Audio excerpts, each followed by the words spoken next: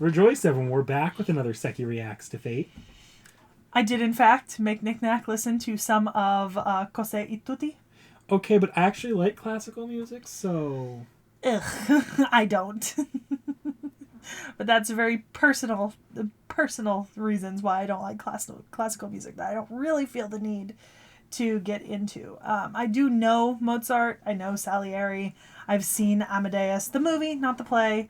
I don't watch that many plays, so of course I've seen the movie. I think I was forced to watch it in high school. I haven't seen it since, but I did have to watch it in high school for I one actually of my classes. really love that movie. I watched it in my music appreciation, and I watched it again afterwards. I just think it's a really well done movie. I'm sure it is. I did not enjoy being forced to watch it at 7 a.m. in the morning in a zero-period class over the course of 3 days. Man, I am sorry you have so many extenuating circumstances biasing you against true art. Look, not everyone is a classical music buff, and that is perfectly fine. You do not have to sit in the ivory tower of music over there. Hang on. No, I will not be threatened. I think I'm as far up as I can get. Whatever, I'm still taller. I'm still sitting above you. And if I sat up properly, you wouldn't be. Like, my chair is currently all the way down, and I am slouching halfway out of it. So your victory is meaningless and pathetic. Keep taunting me. I will stand the entire time. I'm sure you could, and that would only be of detriment to you, not me. You do what you want. I'm secure in the knowledge that I do not need to like classical music to enjoy music. But Mozart is one of the most prolific and influential composers of the classical period in music composition. He did not live for very long, only about, 40 some years, but he did have this incredibly fast pace of music production that led to him composing over 800 works of music in his genre at the time. Most of his compositions are generally acknowledged to be pinnacles of concertante, chamber, operatic, choral, and symphonic repertoire. Widely because of this, he has become regarded as one of the greatest music composers in the history of Western music, being admired for his music's melodic beauty, formal elegance, and richness of harmony and texture. If I knew what any of those words meant in the context of music, maybe I'd agree and maybe I'd disagree, but I do not, and I do not care. Which I say only to head off Knick-Knack, because I'm sure he would explain to me, since apparently he took a music appreciation class. I avoided music classes in school with every bone in my body. I am not a musical person. I do not do that stuff. Now, Wolfgang Amadeus Mozart was born... That actually does make a surprisingly satisfying shing. I keep telling you that. So, Wolfgang Amadeus Mozart was born in Salzburg, which was, at the time, technically part of the Holy Roman Empire and currently part of the country of Austria. Even as a child, he showed incredible ability, especially being competent in the keyboard and violin at a young age. By the time he was 5, he was already composing and performing before royalty, and his father took him on grand tours of Europe and several trips through Italy. At 17, he became a musician in the Salzburg courts, but grew restless and wanted something different with his life. In 1781, he was visiting Vienna, and he was eventually dismissed from his Salzburg position. He then stayed in Vienna, where he achieved fame, but no real financial security. During his last few years there, he composed most of his best-known concertos, operas, symphonies, and his Requiem, which was largely unfinished at the time of his death at age 35, the circumstances of which are much mythologized, and I have been told to look into through the play Amadeus for this video. Well, there's other theories and such. I know, and we'll get to them. I'm just mentioning that we will be going over the Amadeus shit. So he was born to Leopold Mozart and Anna Maria in Salzburg, which was at the time the capital of the Archbishopric of Salzburg, which was a principality, an ecclesiastic one of the Holy Roman Emperor. He had 6 siblings, 5 of whom died in infancy, and his sister was the one who survived, was named Maria Anna Mozart, who lived until 1829.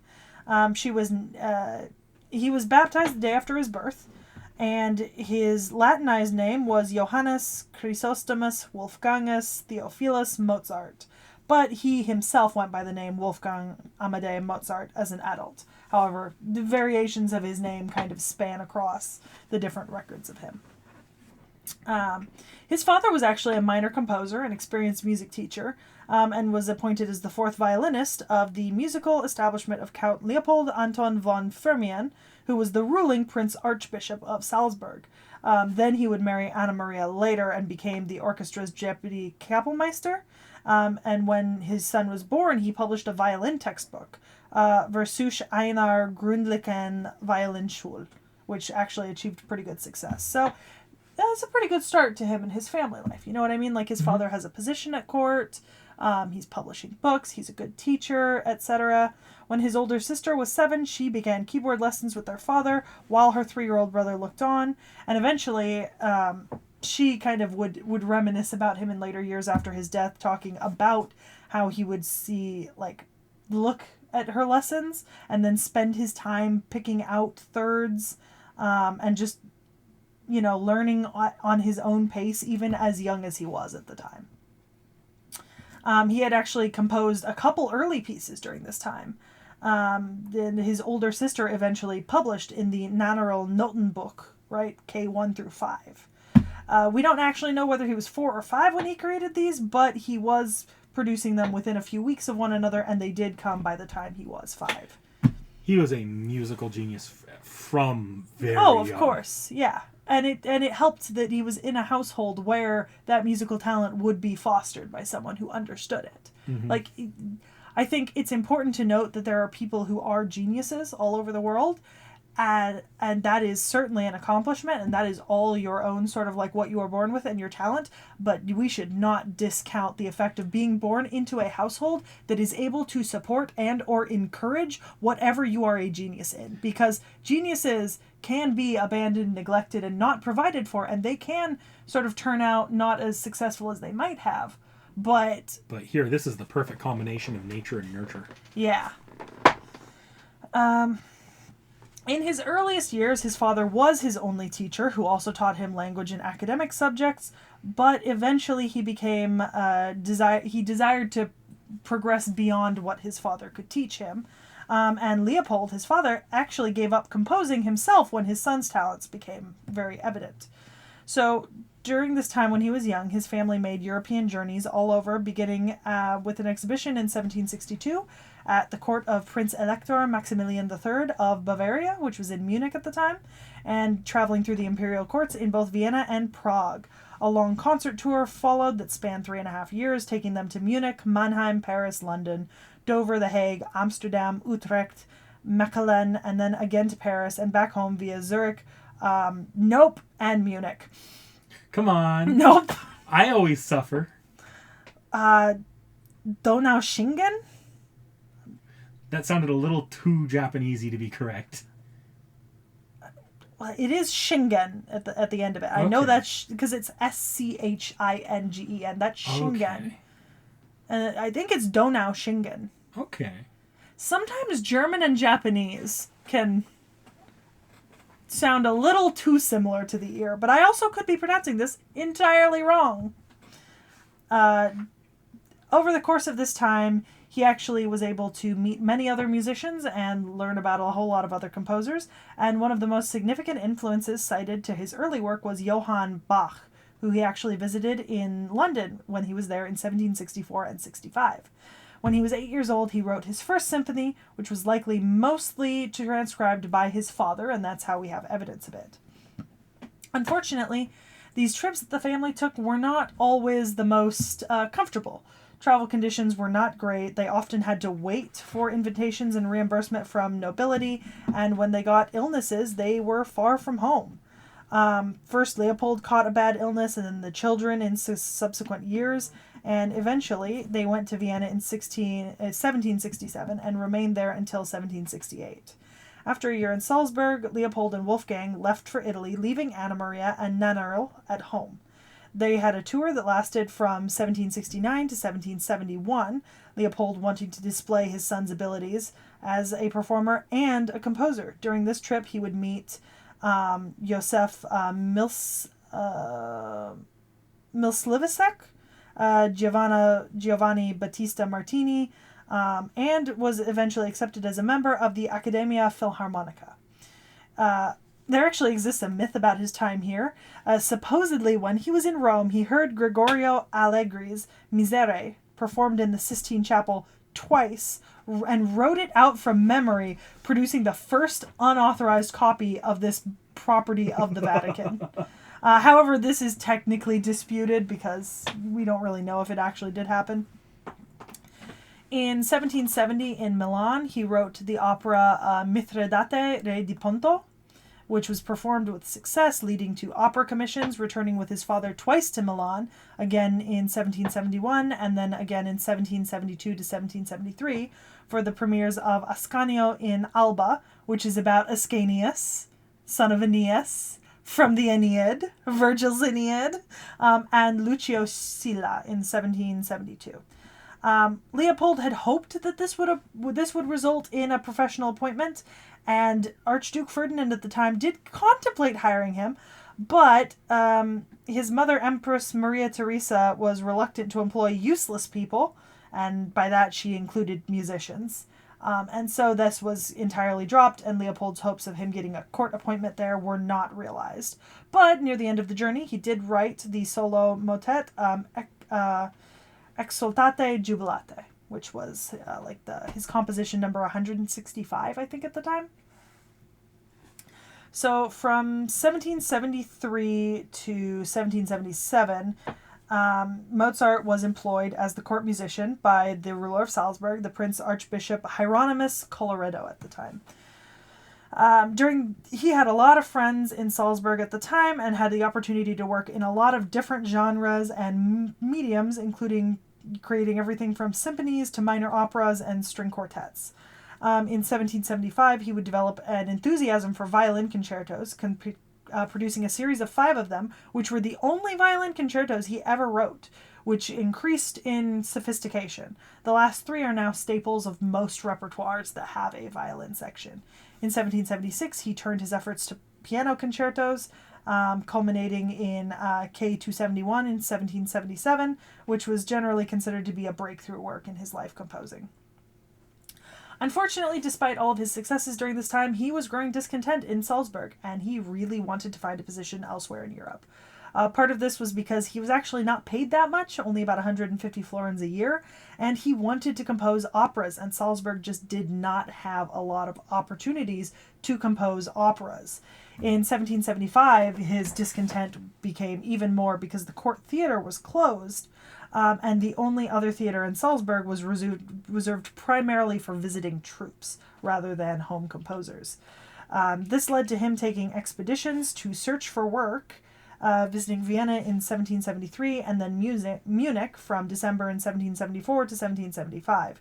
Neither was successful, but he did premiere La Finta Giardiniera, which was actually very popular and one of his newly written operas. In 1777, he resigned himself from his position at the Salzburg courts and went in search of an employment, traveling to Munich, Paris, Mannheim, and other cities all across Europe.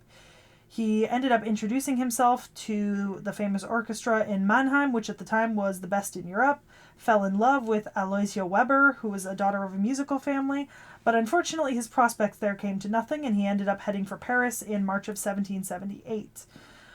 He had had a letter from Paris that actually hinted at him at a possible post as the organist in Versailles, but he was actually not interested in such an appointment, and eventually fell into debt and took to pawning his valuables to support himself. Unfortunately, the nadir of his visit was when his mother was taken ill and died in 1778. Unfortunately, there had been delays calling a doctor, likely because of lack of funds, according to historians who have studied his life. Supposedly, he then stayed with Melchior Grimm at the Marquis de Epinay's residence for a while he was in Paris. His father was still trying to pursue opportunities of employment for him in Salzburg at this time, and with support of nobility, he was offered a post as court organist and concertmaster with an annual salary of 450 florins, but he really didn't want to accept that. Unfortunately, relations between him and his host had cooled, and he did have to move out. and he headed to Strasbourg, lingering through Mannheim and Munich, still hoping to get a position outside of Salzburg. In Munich, he encountered Aloysia again, who is now very successful as a singer, but she no longer had any interest in him. Which, I mean, you know, if she's a successful singer, I could get why she maybe wouldn't want to. So in 1779, he did finally return to Salzburg, accept the position, but he still was not happy in Salzburg. During this kind of Paris journey, he did write the Paris Symphony, the A minor Pietro Sonata, and his Concerto for Flute and Harp. I only say the composition names because I've actually been forced to listen to almost every single one of these, so I do know them all. So, it means something for me, and it might mean something to someone who's actually well-versed in his compositional history. So that's why I think they're more important to mention kind of the more famous things he wrote at certain points in his life, because you can kind of hear what was going on in his life when he wrote a specific type of music. Do you know what I mean? Mm-hmm. Yeah, because that can have a lot of effect on composers.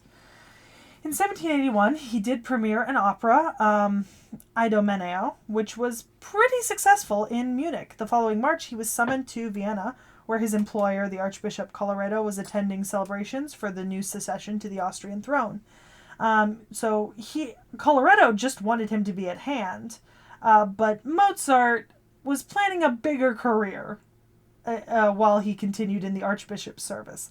I think he wanted to meet the emperor and hoped to gain a position at a larger court. He did meet the emperor eventually, and he was able to support his career with commissions in a part-time position through this meeting. He also outlined plans in a letter to his father to participate as a soloist in the concerts of the Tonkünstler Societat, which was a benefit concert series, and that did come to pass after local nobility kind of leaned on his benefactor until his benefactor allowed him to participate. Because you know when you have a benefactor like that, you kind of have to be careful about the jobs you take and the things you agree to do, because they can say no if they don't want you doing a particular thing. And there's not really anything you can do to change their mind, but maybe they can be pressured by those of a similar social class. Peer pressure, everyone. It can be good, apparently. Colloredo, his employer at the time, it seems that he did want to prevent Mozart from performing outside his establishment, which really did not make Mozart super happy, because he was given the chance to perform in front of the emperor at Countess Thun's for a fee that was equal to about half of his yearly salary, and the archbishop tried to deny him this. Right, so Mozart attempted to resign and was refused, but the following month his permission was granted in a very insulting way. Literally, the archbishop had his steward kick him in the ass on the way out. And so he settled in Vienna as a freelance performer and composer at this point. Unfortunately, his father sided against him during this quarrel, with Mozart deciding to defend his right to pursue an independent career, and his father was not super happy about that. So in Vienna, he actually started out pretty well, right, with his career. He performed as a pianist, usually in accompaniment, even before the emperor, in 1781, and established himself as a very, very good keyboard player, one of the finest in all of Vienna. He also was doing well as a composer. In 1782, he completed Die Entführung aus dem Serail, The Abduction from the Seraglio, an opera which premiered in 1782, achieving pretty good success. It was performed throughout most of German-speaking Europe and established his reputation as a composer at the time. He moved in with the Weber family at the time, who had moved from Mannheim to Vienna, and they were taking in lodgers to make ends meet because the father of the family had died, which was why he had the opportunity to move there. So Mozart's interest shifted to the third daughter of the family of Aloysia Weber, because you remember the Webers from Aloysia. So he shifted to the third daughter, Constanze. Not the best courtship. There were some ups and downs. They separated briefly. Mozart almost didn't get his father's permission for the marriage, but eventually, in August of 1782, they were married, a day before his father's letter consenting to the marriage actually arrived in the mail. Hey, at least he consented eventually. The couple did have 6 children, only 2 of which survived infancy, those being Karl Mozart Thomas and Franz Xavier Wolfgang Mozart. Okay, but like, imagine just the thought process, like, fuck you, Dad, I'm marrying her anyways. The letter comes out. Oh, thank God. Right? Yeah, because you have to think, like, even historically, parents had a lot more control over their children historically than we do today, right? Like nuclear families and kind of like, separating yourselves from environments you don't want to be in has really diminished the control that a lot of parents can exert over their children's lives, as well as just our ability to be independent adults, right? But back then, familial approval was a much bigger sort of sticking point, and like the fact that his father is still kind of trying to help him out or like involved in his life shows that his father did have a lot of control and input over his life, even sort of now at that point, if he was writing to him letters and hoping for consent and all that. And also, it could have just meant something important to him. I mean, keep in mind, this is the man who taught him music. He took him all over Europe at personal cost to himself through all these different courts. They might not have agreed about his job with the archbishop in Salzburg, but it's still the father that raised him. Yeah. Throughout 1782 and 1783, he became very familiar with the work of Johann Sebastian Bach and George Friedrich Handel as a result of the influence of a man named Gottfried van Swieten, who owned the manuscripts of such Baroque masters. His study of these later inspired him in his Baroque-style compositions and in passages like in Die Zauberflöte and the finality of Symphony No. 41. In 1783, he and his wife visited his family in Salzburg, where his father and sister were polite to Constanze, but he did compose one of his great liturgical pieces, the Mass in C minor, during this time, with Constanze singing a solo part in the song. He met Joseph Haydn about a year later, and they became friends. They often played together in string quartets. He actually dedicated 6 string quartets to him that date from about 1782 to 1785 and are supposedly said to be in response to Haydn's Opus 33 from 1781. He put on a bunch of concerts with himself as a soloist, presenting multiple piano concertos in each season. And since theater space was at a premium, he would book unconventional venues like large rooms in an apartment building or the ballroom of a restaurant. And his concertos were very popular. Often they're still firm fixtures in modern repertoires of Mozart's work. During this period, he created a pretty good connection between an eager composer-performer and his audience, right? Like, he was able to connect very well with them and make his work available to them. He was getting pretty substantial returns from some of his concerts and elsewhere, and so he and his wife were able to live sort of a more luxurious lifestyle, moving to a little bit more of an expensive apartment, buying a forte piano, fucking hell, and some billiards tables and stuff, and they even sent their son to an expensive boarding school and kept servants. But unfortunately, Mozart didn't save much of his income from this period. He pretty much spent it as it came in. In 1784, he became a Freemason, admitted to the lodge No. I don't even know how I would pronounce those letters together. Do you want me to fuck up for you? I'm just going to say the English name. Beneficence. See? That's not that hard.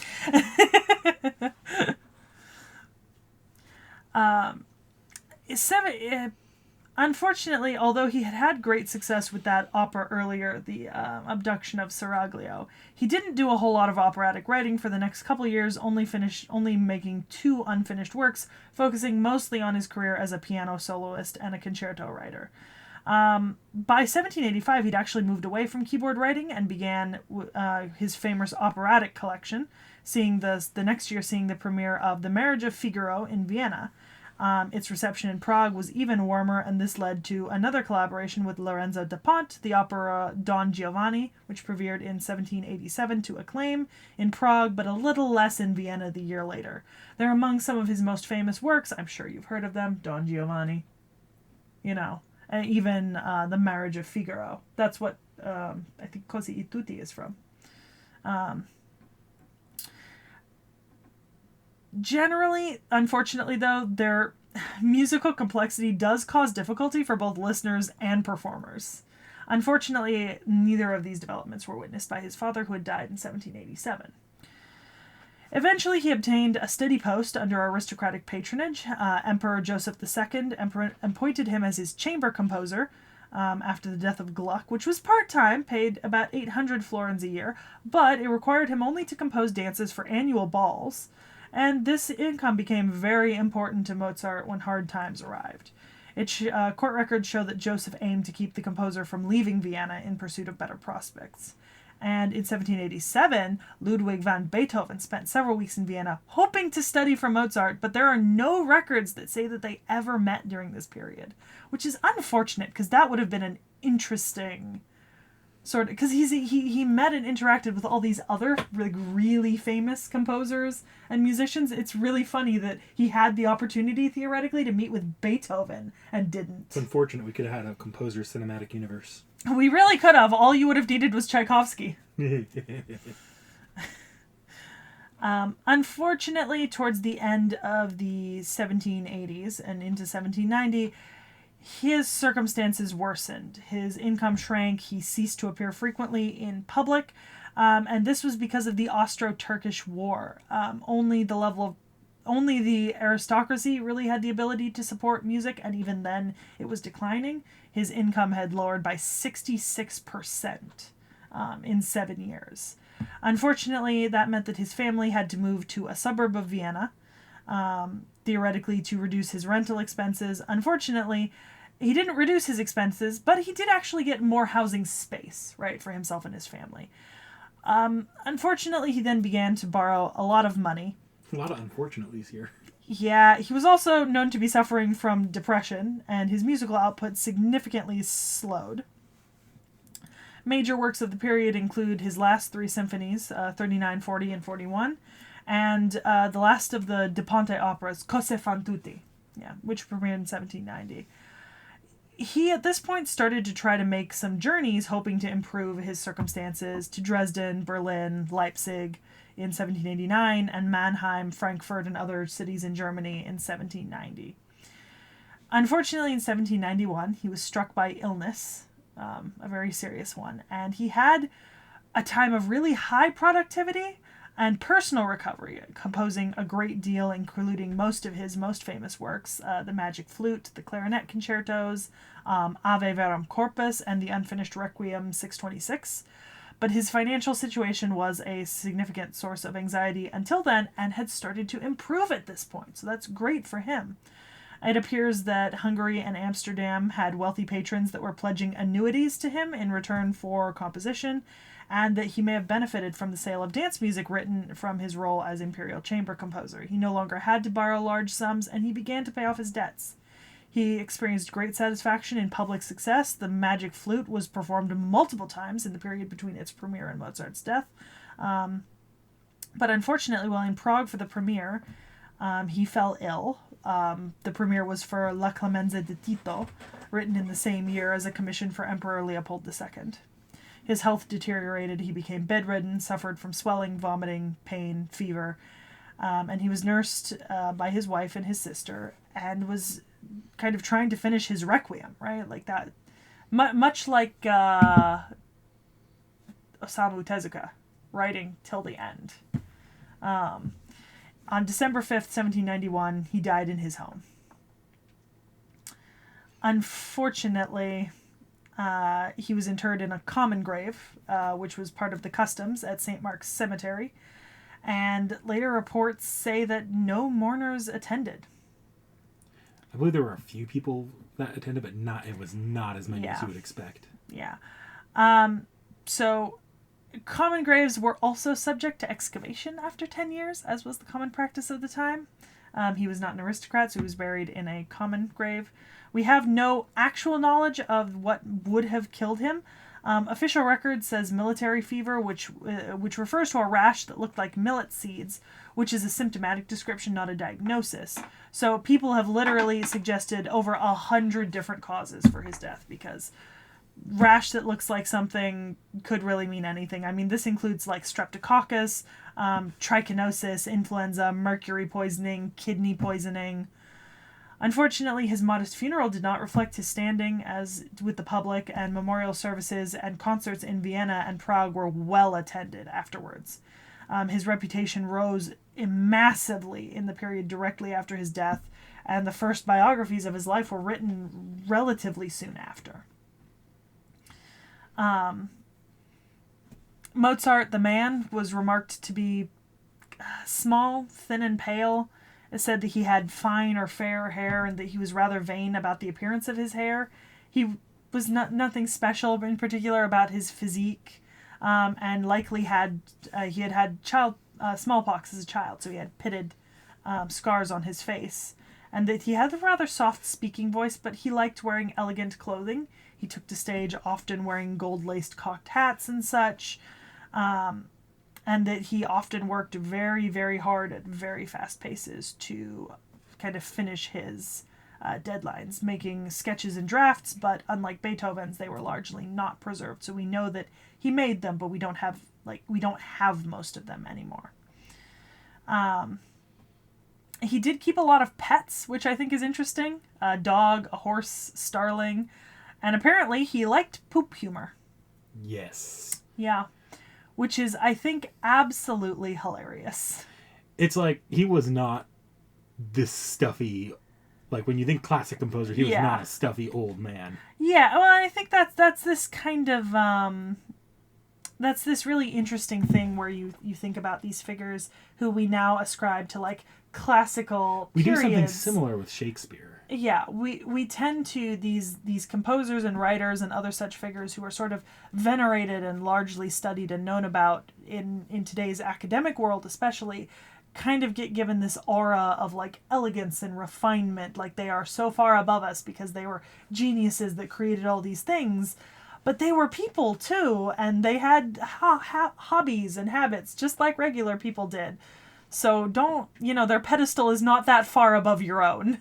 Like, we look at some of their works now, you can go back and it might seem tame, but some of Shakespeare's works are very crude for the time. I think the same holds with some of Mozart's works as well, right? Some of Shakespeare's were crude for the... No, all of Shakespeare's plays were meant to be crude. He wrote for the common people, and to write for the common people was to write crude works. There's a reason why he was actually largely disliked by like very elegant and refined writers of the period, and that's because he wrote crude works that appealed to the public. It's why it was such a big thing when like Queen Elizabeth was said to have attended one of his shows, because they were not the sort of thing nobility listened to. Nowadays we exalt these like Shakespearean literature. It was poop jokes for the common people. That's all it was. I do have a couple more notes on Mozart.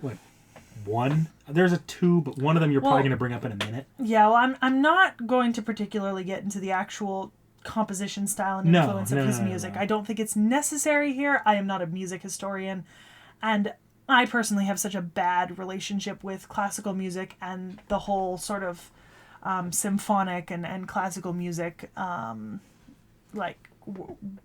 of working machine, that it wouldn't really be fair of me to get into things like that, because I would just be repeating what I read from other sources. I wasn't expecting you to. But my other note there was one of the nobles that he's noted to have performed for. I don't remember if it was pre or post being in France, but Marie Antoinette was actually performed for by him. Yeah, I mean, theoretically. I can't remember. Maybe when he was at Versailles? I don't remember if it was when he was younger or older, though. I'd change where he'd play for her. Younger, probably. So probably Vienna. Mm-hmm. Oh, Maria Theresa. He played for the court of Maria Theresa. Yep. Yeah. So that's where it would have been. Yeah.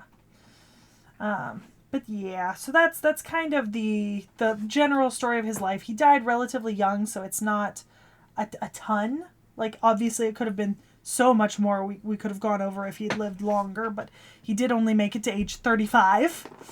I said 40s. Damn, even I overshot my math on that by a mile. Yeah, no, he was not long. No, absolutely not. All right. I want to talk about Amadeus first.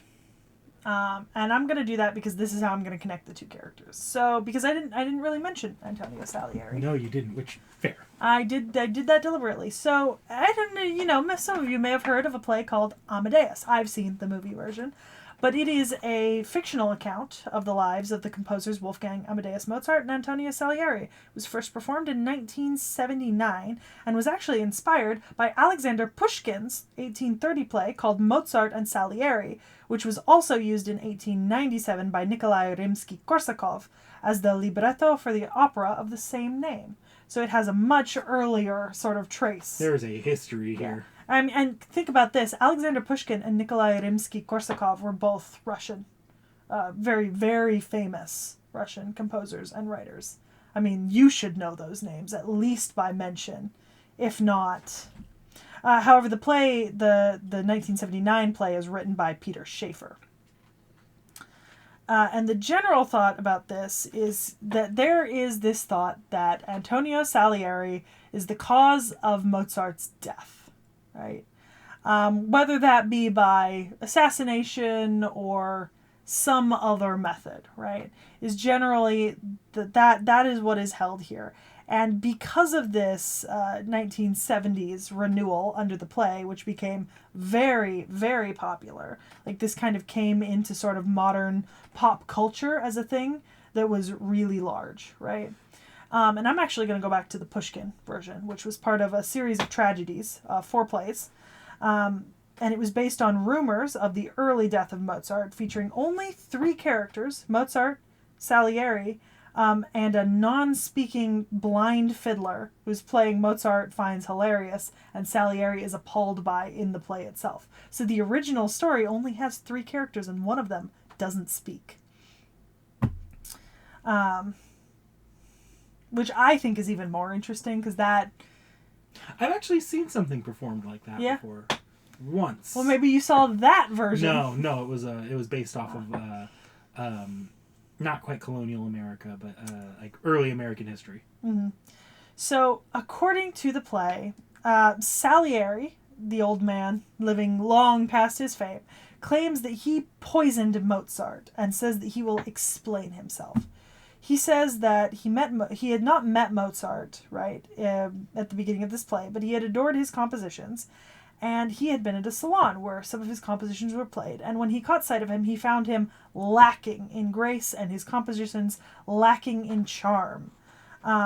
He says that Mozart was crawling around on his hands and knees, engaging in profane talk with his future bride, Constance Weber. And unfortunately, he cannot reconcile this horrible behavior with the genius God bestowed upon him. And Salieri, as a devout Catholic, cannot believe that God would choose Mozart, who was also a Catholic his whole life. Keep that in mind. I didn't mention it, but he was. To bestow upon him such genius over Salieri. And so Salieri renounces God, vows to destroy Mozart as a way of retaliating against his creator. So essentially what happens throughout the play is he pretends to be his ally at the face, and on more than one occasion, only the intervention of the Emperor, Joseph II, allows Mozart to continue, right? Of which these interventions Salieri takes credit for, so that Mozart assumes he intervened, and he keeps him as an ally. He humiliates Constance, forcing her to strip naked in front of him when she comes for help. He smears his character to the imperial court, ruining opportunities for him. And so, kind of the major thing of the play is that Mozart is attempting to win the acceptance of Vienna's aristocracy with these brilliant compositions, but it is always stopped by Salieri's machinations, or because they cannot appreciate his innovations and willingness to challenge classical music. Salieri eventually attempts suicide with a razor, right, leaving a false confession of having murdered Mozart with arsenic, but survives, having his confession met with disbelief, allowing him to wallow in his own mediocrity. I love that aspect of that story. Like, yeah. I think the movie, I don't know about the original play, but the movie, because you're talking about the original Salieri and Mozart and Salieri, right? Or is that? Yeah, I'm talking about the play. The play. Yeah. in the movie, I don't know if this was in the original play, he goes out and he proclaims himself the patron saint of mediocrity. Yeah, I remember that. I watched that scene again recently, and I was like, oh god, that actually speaks to a lot of people's perspective now with social media, because you're seeing these people that find great success through luck or through privilege. Well, and largely we don't actually have much to substantiate a rivalry between the two characters. Yeah. It's likely just a rumor that became part of common pop culture with the advent of this play, which is actually, it's kind of unfortunate for Salieri that he's largely in the modern day has only been resurrected as a result of a rumor about him that had to do with Mozart. Although his work is getting more fame because of it. Yeah, because his work fell off the map in that time between then. Which so many other composers did. But the rumors led to almost like a backlash culture. I was like, wait, no, that's not how things went. Yeah. And which led to a higher appreciation of Salieri's work. Yeah. So it's kind of like a double-edged sword there. A little bit, yeah, because you're going to have people who only really have experience with the Amadeus story, and they do take him as this kind of vengeful person, but then you're going to have people who go and find his music and kind of do what they want to do to kind of find out about this man. So, Antonio Salieri lived to a much riper, older age than Mozart, 74. He was born in 1750 and would die in 1825. He was Italian and was a composer and teacher in the same classical period, spending most of his adult life and career in the service of the Habsburg monarchy through various ways. So, ironically, he was a pretty pivotal figure in late 18th century opera at the time. Like, he was a cosmopolitan composer. He wrote in 3 languages, actually helped develop and shape most operatic compositional vocabulary. He was appointed director of Italian opera by the Habsburg court and actually held a whole lot of influence. Some of his most famous pupils, you'll know most of these names. Yeah. Franz Liszt, Franz Schubert, Ludwig von Beethoven, Johann Nepomuk Hummel, who was also taught by Wolfgang Amadeus Mozart, and Franz Xavier Wolfgang Mozart, the youngest son of Mozart. This was a surviving son taught by Salieri. This was not a man that actually hated Mozart. No. Unfortunately, between 1800 and 1868, his music just disappeared and really wasn't heard of after that period until the late 20th century due to Schaeffer's play Amadeus and the 1984 film. Because at the time, in 1791, there were rumors that Salieri had been bitter rivals with him, and that he was poisoned, but largely this was untrue because his symptoms did not indicate poisoning, and likely they were just mutually respectful peers. Unfortunately, Salieri was affected by these accusations and public belief, and it later contributed to nervous breakdowns throughout the latter part of his life. I believe he's also credited as one of the few people that actually attended Mozart's burial as well. I would assume so, yeah. So, let's see. So he was born to Antonio Salieri and Anna Maria. And at first at home, he was taught by his older brother, Francesco Salieri, who was a student of Giuseppe Tartini. And he would eventually receive further lessons from the organist of the cathedral in the city of which he was born. And this organist had been a pupil of Giovanni Battista Martini, who Mozart actually met. Eventually, he would remember little. He said later that he remembered little from his childhood except for loving sugar, reading, and music. Mood. He actually ran away from home twice without permission to hear his older brother play violin concertos. And that was some of his memories that he actually remembered in old age. And that he got reprimanded by failing to greet a local priest with proper respect. And he said that the priest's organ playing displeased him because it was inappropriately theatrical in style. I didn't like his music, so I wasn't gonna greet him nicely. Unfortunately, when he was 13 to 14, both of his parents died, and he was taken in by a monk in Padua. And then for unknown reasons, about 2 years later, he became the ward of a noble in Venice named Giovanni Mocenigo, who was a member of the Mocenigo family. While living in Venice, he continued his musical studies with Giovanni Battista Peschetti, and then following his death, he studied with the opera singer Ferdinando Piccini. It was through Piccini that Salieri gained the attention of Florian Leopold Gassmann, a composer, who was impressed by his talents and took him to Vienna, where he personally directed and paid for the remainder of his musical education. So he arrived there when he was 16, 1766, and his first act was to take Salieri to the Italian church to consecrate his teaching and service to God, leaving a deep impression on Salieri. He was taught Latin and Italian poetry, introduced to the German language and European literature. He was musically trained in harmony and counterpoint, rooted in Johann Fu's Gradus and Parnassum, which Salieri translated during each Latin lesson he was given.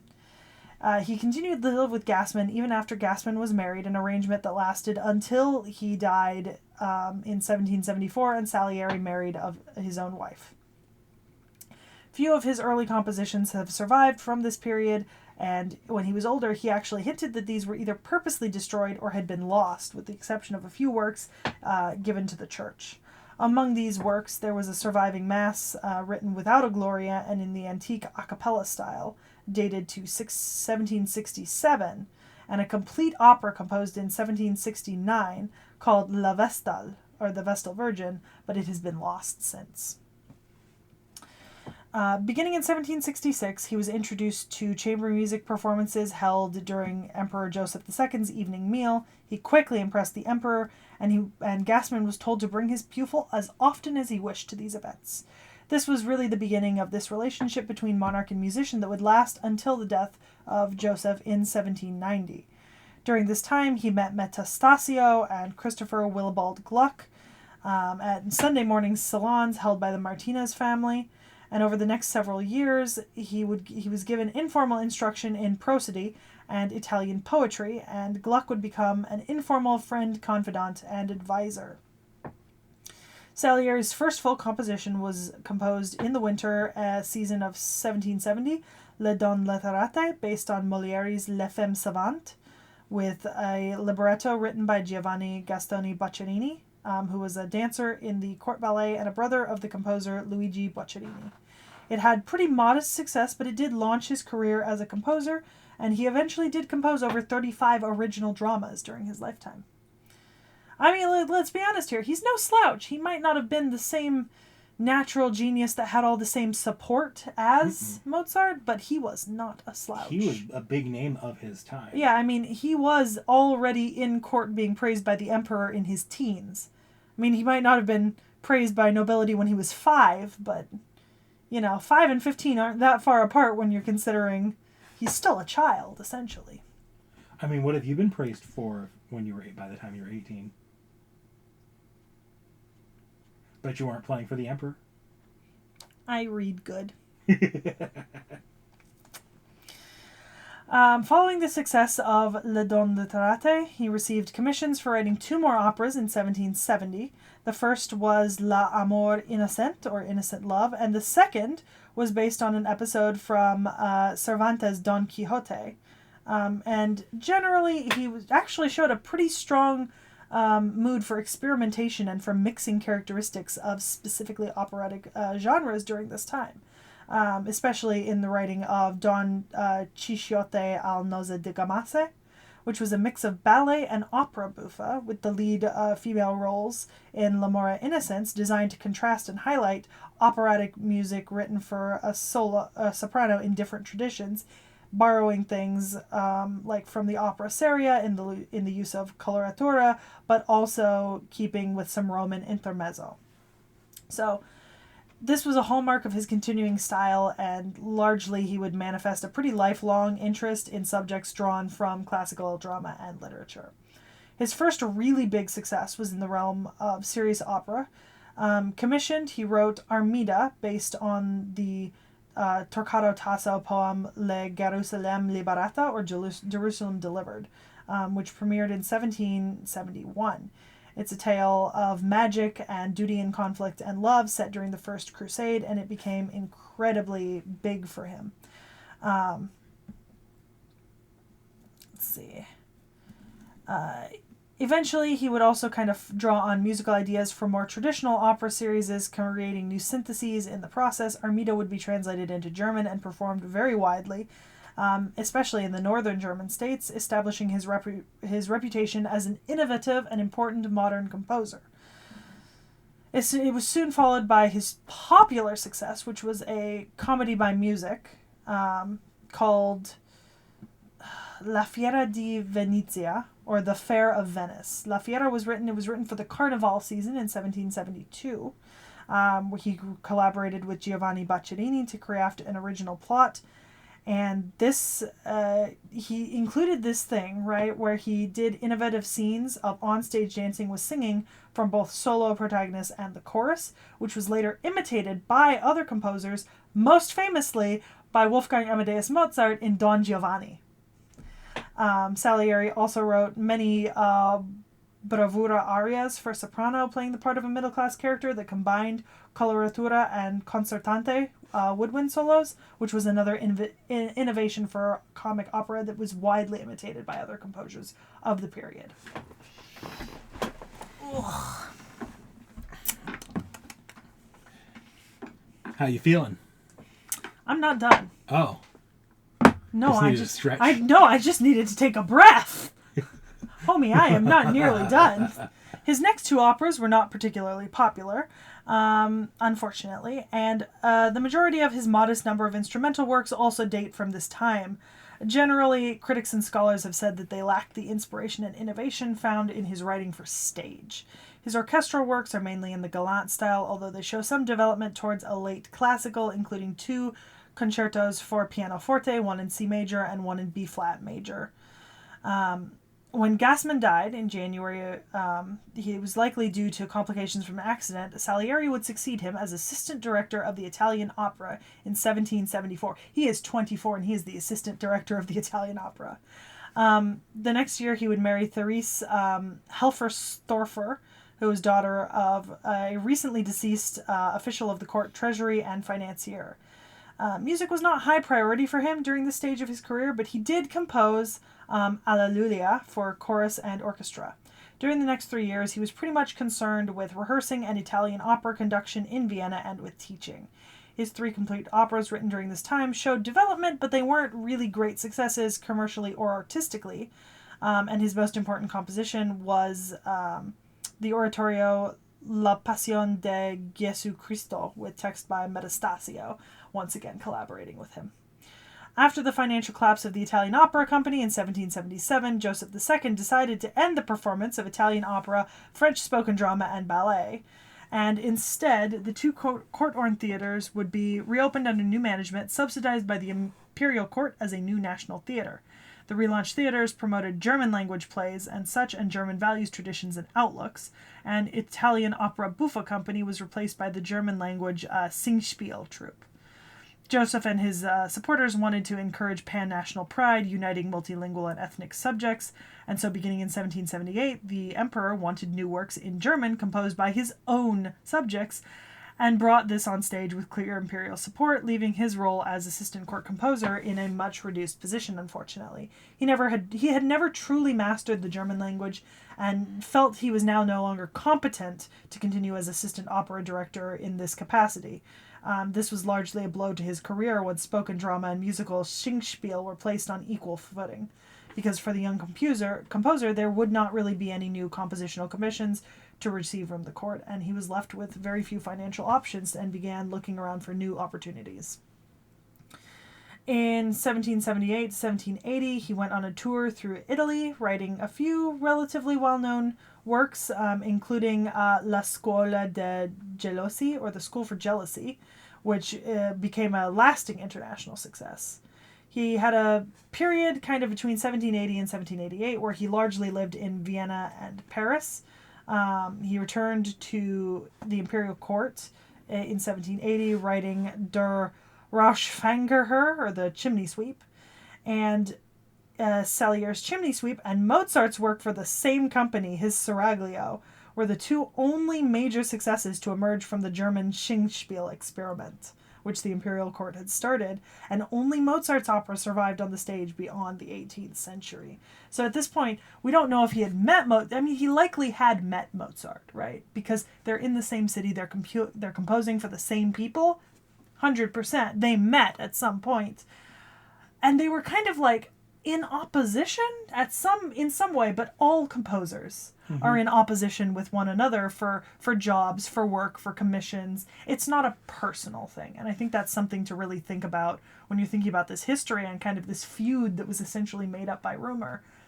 I'm certain there were like 50 other composers who were in competition with the two of them, you know?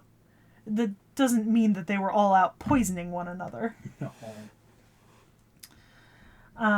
Eventually, he traveled abroad to fulfill a very important commission, which was Les Danaides, or the Danaides, a 5-act lyric tragedy based on an ancient Greek legend found in a trilogy by Aeschylus entitled The Suppliants. This originally got to him in 1783 to 84 when he was helping Gluck finish a work in Paris. But unfortunately, but Gluck had largely failed to kind of complete any of this, so the entire thing was given over to him. And he actually premiered this with great acclaim. Its popularity was well liked by audiences and critics alike, and it actually got him a lot more commissions. So that was really good for him. Eventually, he returned to Vienna following his success in Paris, meeting and befriending Lorenzo da Ponte. Da Ponte would write his first libretto for Salieri in 1784. This is when he had his first professional encounters with Mozart. Because Da Ponte was working with both of them, like on different things, right? Not really a problem. You work with some of the same composers, but Da Ponte was working with Mozart on the marriage of Figaro around the same time as in 1785, Salieri produced one of his greatest works with the text by Casti, La Grotta di Trofonio, or The Cave of Trophonius, the first opera buffa published in full score by Artaria. Shortly after this, Joseph II had Mozart and Salieri each contribute a 1-act opera and or Singspiel for production in 1786. Salieri created Le Jugement Dernier and a few other works, and largely it did okay. It did okay. Between 1788 and 1804, that was kind of his late Viennese period in his life, he returned to Vienna where he would remain for the rest of his life. He became Kapellmeister of the Imperial Church. As Kapellmeister, he would conduct the music and musical school. He had an Italian adaptation of Tartare, Auxor, which was a pretty good international success. But unfortunately, he composed 2 other musical dramas, but they were overly liberal politically and satirical, and largely considered unsuitable for public performance and the politically reactive cultures of Leopold II and later Francis II. This resulted in them pretty much being consigned to his desk drawer, including Kubla, Grand Khan de Tatari, or Kubla, Grand Khan of the Tartari, which was a satire on autocracy and court intrigues in the court of the Russian Tsarina, Catherine the Great, and Catalina, which was a semi-comic account of the Catiline conspiracy to overthrow the Roman Republic during the consulship of Cicero. Look, anyone that's ever written anything has had that moment where you wrote something, you're like, this is probably not seen by any public eyes. Yeah, he had 2 other operas that didn't really do much, and then one good public success called La Cifra, or The Cipher. His political position became insecure in around 1792, and he retired from the Italian opera, but continued writing new operas to his imperial contract until 1804, when he voluntarily withdrew from the stage. Of these later works for the stage, only 2 gained popular esteem: Palmira, Regina de Persia, Palmyra, Queen of Persia, and Cesara in Pharmacusa, or Caesar on Pharmacusa, both drawing on that heroic and exotic success that he had established with his translation of Tartare. His later opera, based on Shakespeare's The Merry Wives of Windsor, Falstaff Osia le Tres Bourgs, Falstaff or the Three Tricks, has found a wider audience in modern times than its original reception, and his last opera was a German-language Singspiel, de Niger. I'm not saying that name in English. A melodrama set in colonial Virginia. It was a complete failure. And if you were seeing what I was seeing in my notes, you also would not be saying this. You could tell by the name in French. I regret saying it in French. I'll have to ask you what the translation of that is later. La Oh. Colonial Virginia. Ah. Yeah. That just clicked. Yeah. I had made a note for myself not to mention that and completely skipped over the note while I was reading. I am not familiar with this particular opera, so I do not know its context. I do know that it was a commercial flop, and therefore people did not like it. I don't actually know what it was about because I didn't look into it. I have no interest, so I don't know. You know, I'm sure somebody in the comments will probably enlighten us or something like that. So he had retired from stage in about 1804. He actually moved away from his more liberal political stances as he got older. Did kind of fall in line with the enlightened reform of Joseph II and the hoped-for reforms of the French Revolution. Unfortunately, Salieri's first and most important biographers would describe the emotional effect of the political situation in Austria and France and kind of the social and cultural upheaval that this had on the composer.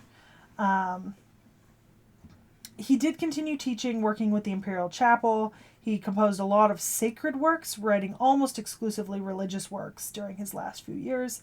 And during this period, he lost his only son in 1805 and his wife in 1807. He continued to conduct publicly, including performing Haydn's The Creation in 1808 and several premieres by Beethoven.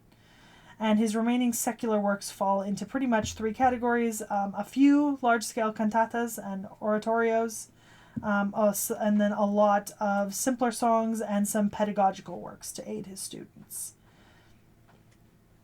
He did teach a lot of budding young musicians. We mentioned that in the beginning. All but the wealthiest of his pupils received their lessons for free in tribute to the kindness that Gassmann had shown him as a penniless orphan, because his education was paid for and provided for by Gassmann at no cost to himself, so he did not feel that his students needed to pay him, because he kind of passing along the favor done to him. In 1823, he would attempt suicide and be committed to medical care, suffering from dementia for the last year and a half of his life. He died in Vienna in 1825, aged 74, and was buried on the 10th of May in that year. At his own memorial service, his Requiem in C minor was performed for the first time, and his remains would later be transferred to the Zentralfriedhof.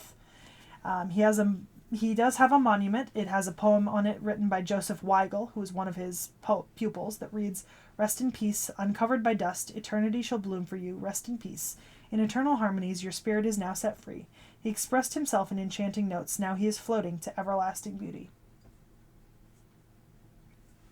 So on the whole, it's interesting because you would think that out of the two of them, Mozart would have kind of, theoretically would have had the more tragic life, dying young, but I really do feel a lot more sympathy for Salieri, who lived to a ripe old age and really seemed to largely just contribute positively to both music and the world and all these kind of young musicians and composers that he influenced in an abjectly good way, to kind of die and have his works lost to history for 200 years is really unfortunate, especially when he was so influential in sort of shifts and innovation during the period when he was writing. It's just that weird duality of art. You just won't know in the moment what's going to stick and what won't. Exactly. And at least he attained some sort of success during his life. At least he had kind of a relatively good place in his life in terms of how much money, he was making money, he had a living, he had a job.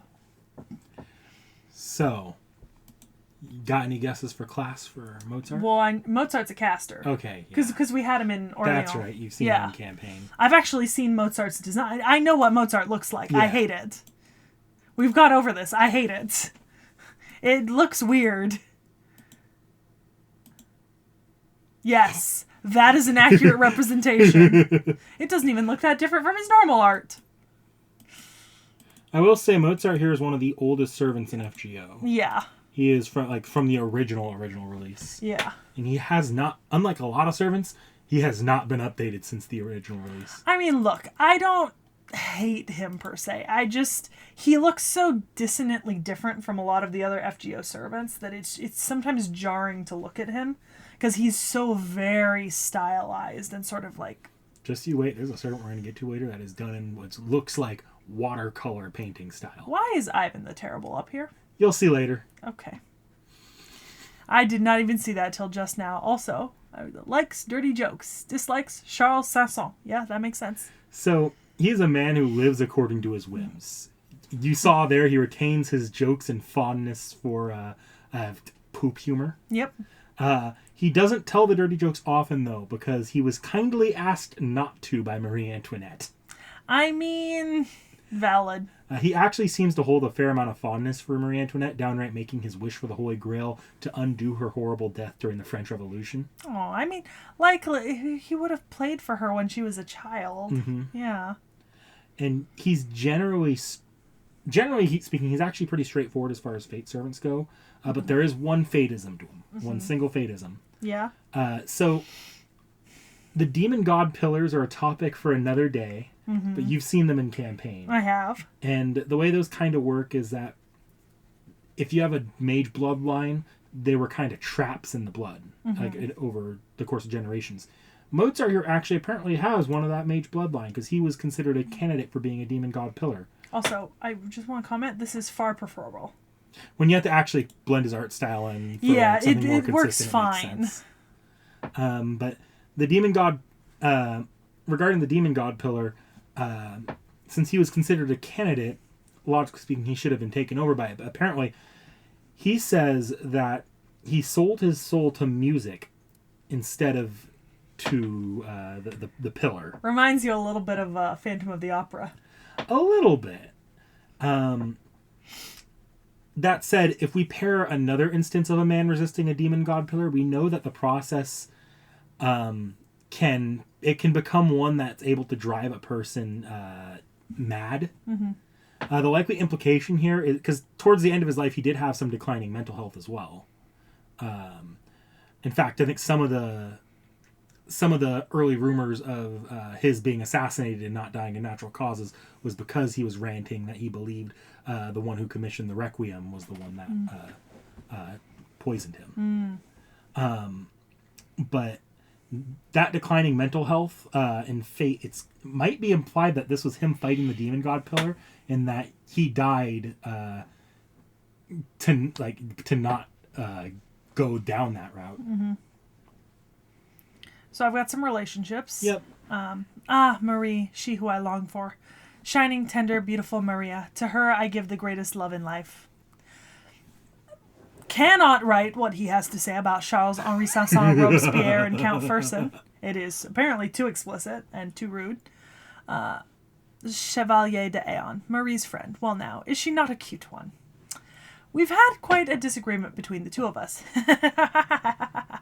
What the hell? What the hell? What the hell? Your hatred for Amadeus has gotten so out of control that you almost seem to like some sort of kid show hero. Stop it. It's just too much. You're killing me, Salieri.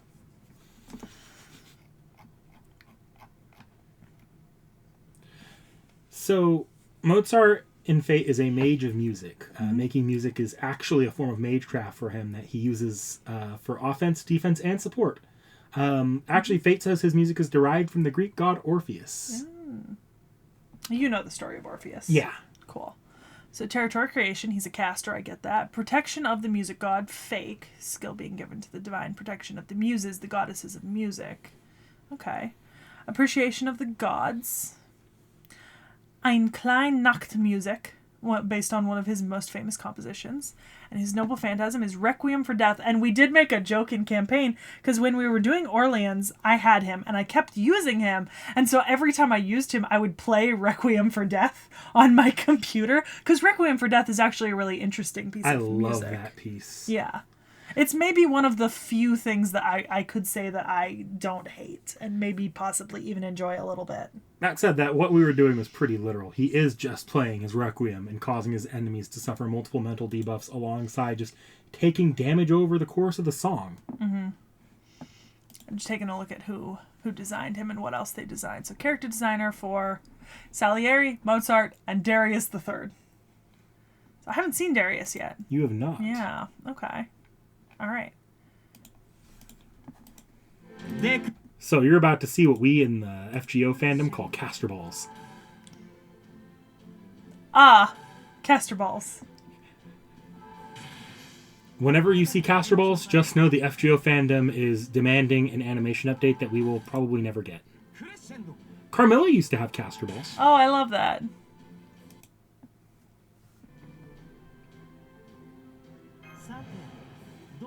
Oh, the pain of being an early 1-star. Yeah, that is unfortunate. That's nice. It could be better. I will say he might be 1-star in campaign, but he's very useful in the D&D campaign.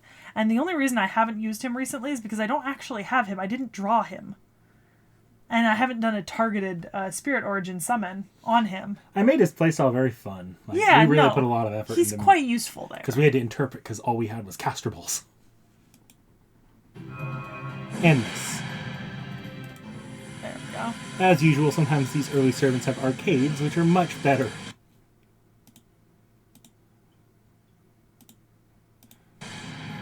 Try to get some quality out of it. Yeah. Not great, but it's better. I do like the inside of his cloak. Wolfgang Amadeus Mozart. 戦闘はともかく君の人生を飾ることだけは約束しよう。 Okay. この辺りで See, that's better than... Yeah. Yeah, especially with kind of the music notes and the score.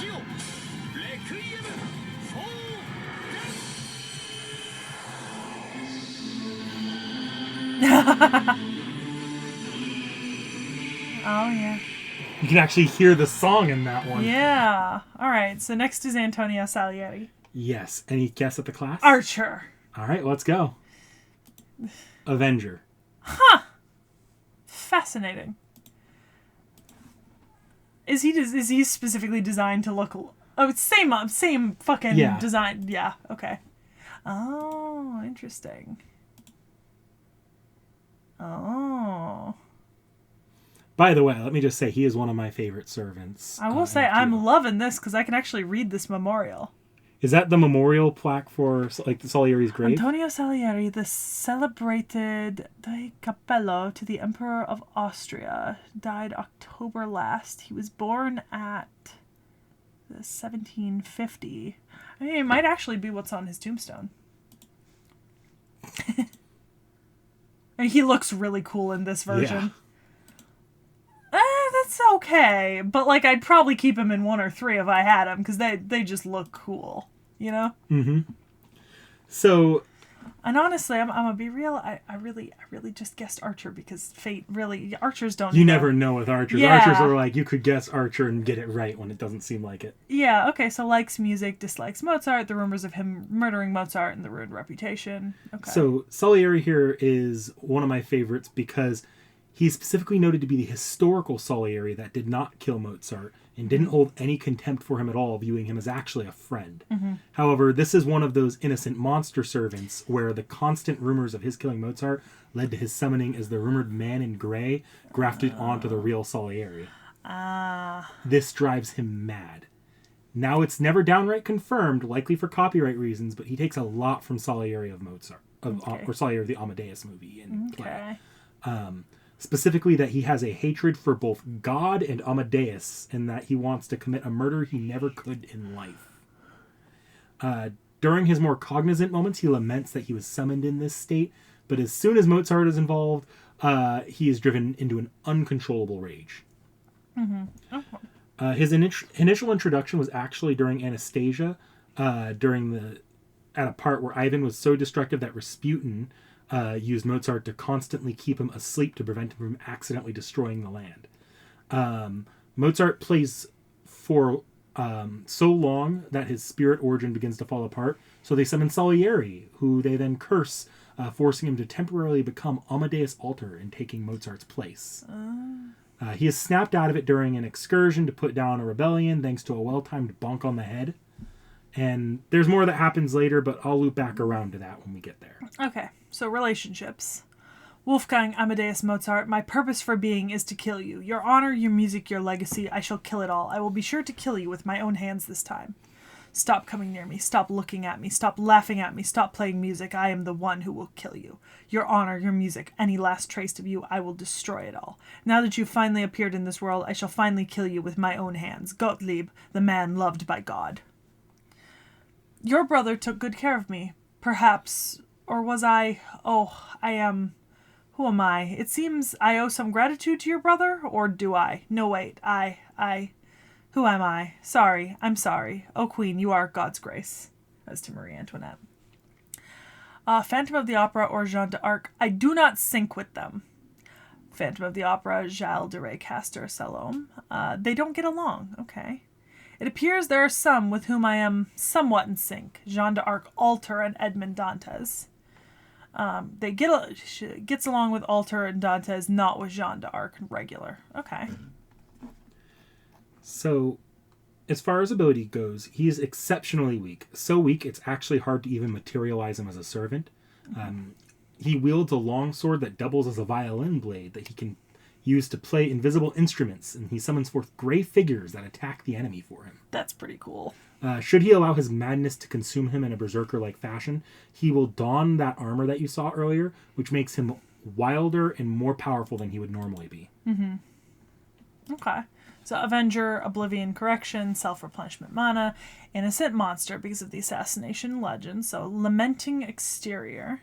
This is the Grey Messenger who appears in the records about Mozart, the Grim Reaper existence, to have commissioned the Requiem for Death. Okay. Wildfire, due to the dissemination of legends spreading like wildfire. Okay.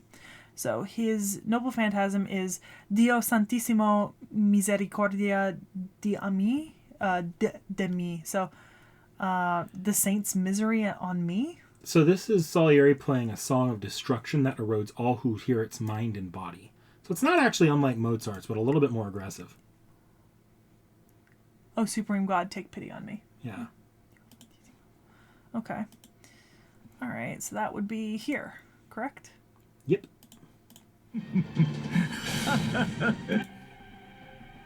Oh, there's his little gray men with bayonets.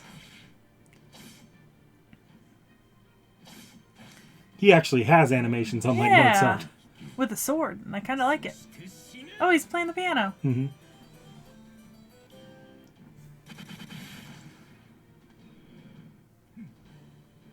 Okay.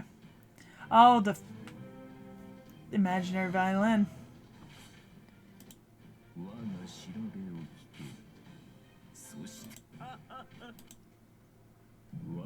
Oh. Oh, he's got two different... Okay, so two different NP animations. Let's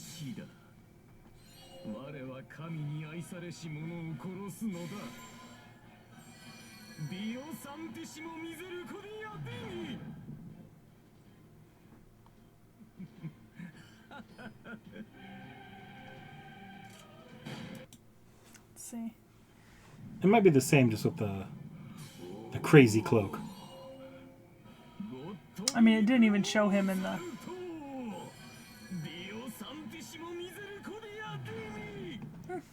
Still interesting. So, all right, why the fuck is Ivan the Terrible? Go ahead and click into that. Part of this is because what I'm about to describe is going to be go into what happens with him in a little bit. Okay. But another part of this is I just needed something to keep you off the pages that we're going to go into, because this is the only time this ever occurs. But because we're doing two music servants today, within FGO we actually have two pieces that are canonically performed by Salieri. Okay, and are they going to get us copyrighted? Nope. Okay. So I thought I'd play these two briefly. We don't have to listen to them in full. And explain the context of each. Potentially, because I'm going to be honest here, at least, or they're both partially why I really like Salieri so much. Okay. So the first one we're going to go into is called Howls from Days of Anger. It's so continuing on Salieri's Lost Belt story. This part is clearly supposed to be the thematic tie-in to a specific scene from Amadeus. I don't know if you remember it because it's been a while for you, right? A hot minute, but I'm usually pretty good at remembering things. Do you remember that part where Mozart hears Salieri's piece when he's being played into to the noble's chambers. Yeah. Yeah. And he hears it and he's like, I could do this better. He takes down Salieri's music. I don't even think he uses it. Yeah. He just from memory goes and plays the Yeah. piece, but much, much better. And that is kind of Salieri's villain origin story. Yeah. Well, this comes full circle in FGO. Towards the climax of the chapter, Ivan is awoken and goes on a mad rampage threatening all of Russia. Mm-hmm. And Salieri is forced to return to a sole piano left to play music for Ivan. He at first derides himself, thinking that Mozart is simply the better musician and that Mozart would be able to calm Ivan with his song once again. But just in his head, he hears Mozart's voice both mocking him and encouraging him, that it doesn't matter, to play anyways and put all of his emotions into it, to drive his music through his desire to kill Mozart. Okay. So Salieri goes into that vengeful final ascension outfit, and he plays a variation of Mozart's Requiem, fueled with his rage from his wrath, appropriately titled Howl from Days of Anger, which instead of pacifying Ivan, weakens him and harms him, causing him to be taken down as opposed to be pacified.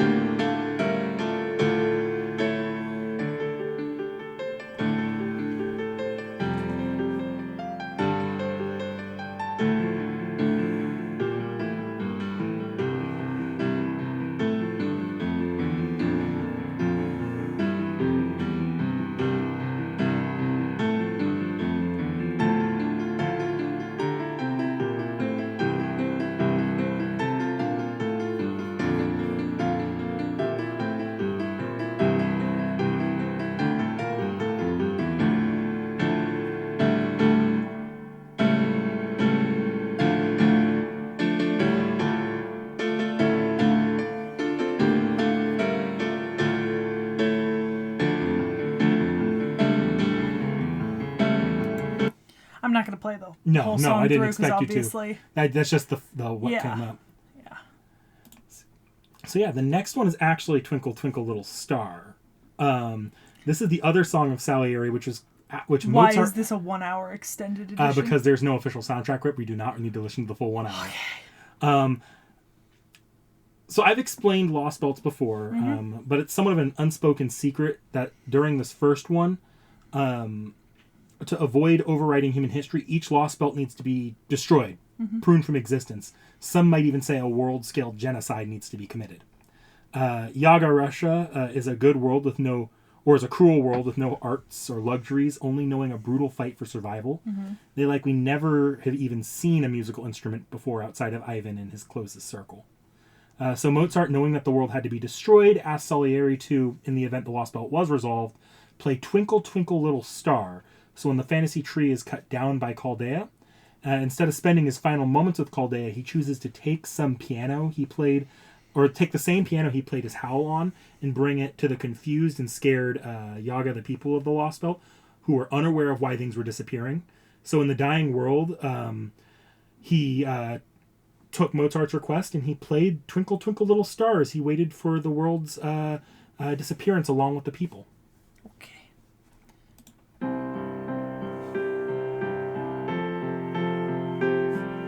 Oh, it really just is Twinkle Twinkle Little Star. Yeah, we don't need to listen to the full hour, but it's like a 30-second loop.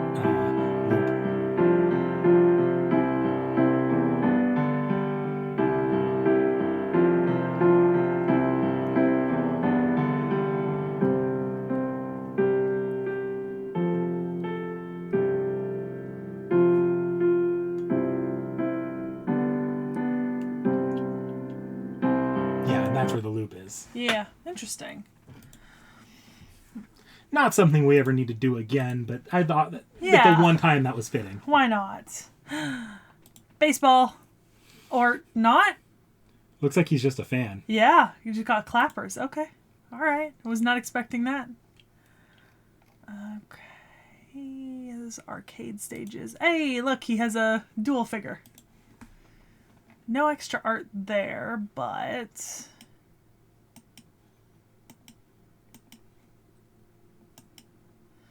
Oh, he's got a lot of heroic spirit wear because... One of the very first servants. Yep. All right. Salon de Marie. Yes, there he is.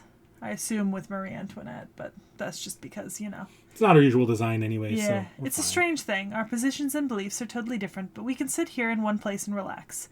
A beauty whispers, and two men agree. The three, with completely different tastes and hobbies, speak of a born idol, a woman who married the nation of France. Mood. All right, Haydn Quartet. So these are the quartets written to Haydn. My music is supreme beauty, but my life, well, to put it lightly, was crap. I ignored my friends for music, and I failed to be human for music. But there were times when I was somewhat human. There are the few vestiges of my humanity. My beautiful Haydn, my wonderful Haydn.